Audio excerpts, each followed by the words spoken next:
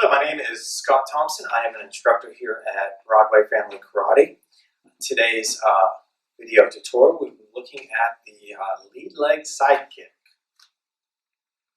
We're going to go ahead and start by looking at our stance. We will be doing the lead leg side kick out of the L stance. So we're going to go ahead and just do a quick review over the stance.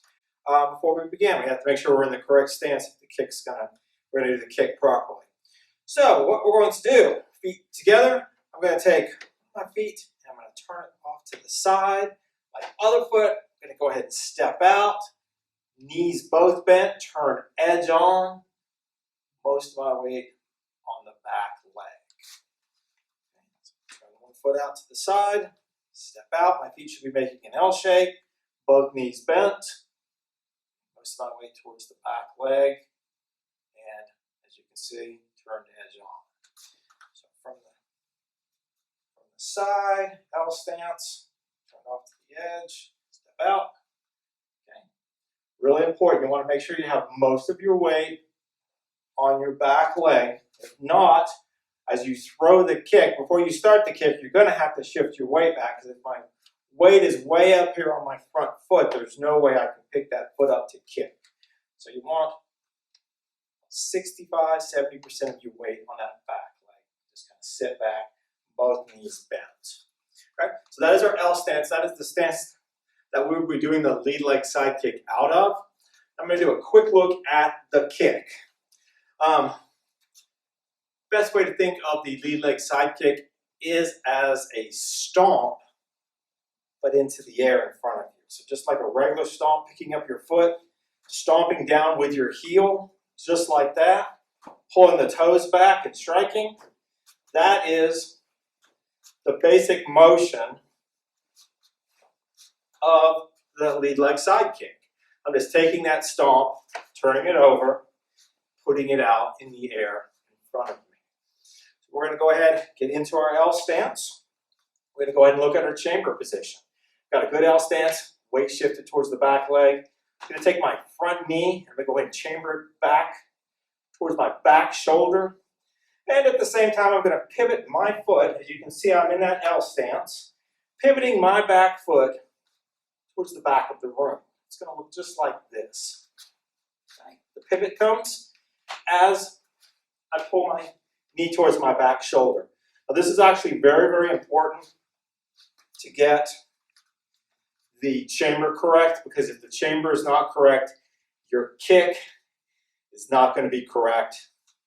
So you really want to just actually practice this.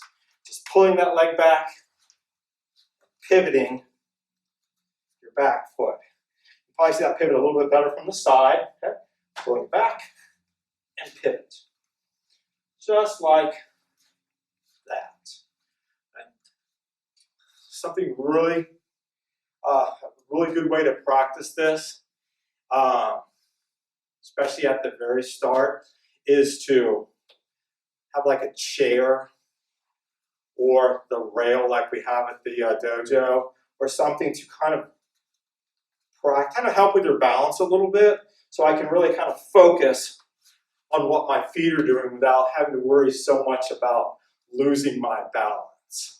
It's a really good thing to do. You can just kind of touch with your backhand, okay? And you can even go through really slowly with the kick when you're not worried so much with your balance. You don't want to be laying on anything. You really just want to use it.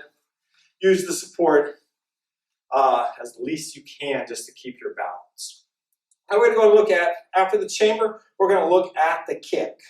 So got my L stance, weight towards my back leg, pulling my lead knee towards my back shoulder, pivoting that back foot, and the kick goes in a straight line out in front of me. My foot rolled over, my toes pulled back, striking with the heel. Now as we begin, go ahead and start nice and slow, especially if you're using something for balance. Now also, I like to do this as a 4 count. That really helps my form because I really slow down on the kick. Okay, this you definitely might need some help with your balance on this. But I'll just start here at my L stance, and then I'll count. 1 for the chamber, 2 for the kick, 3 for the retraction, and 4 to set the foot back down. Okay? 1, 2, 3, 4. Okay? Nice and slow, really works really well with your form. Off to the side, same thing, just give you another view. L stance, weight on my back foot, chamber, kick straight out, striking with my heel. Just like that. Okay, let's go ahead, look at the side kick, lead leg side kick on a target. I'm going to have Mr. Berger go ahead and shift out, and he's going to hold my target for me. Sir.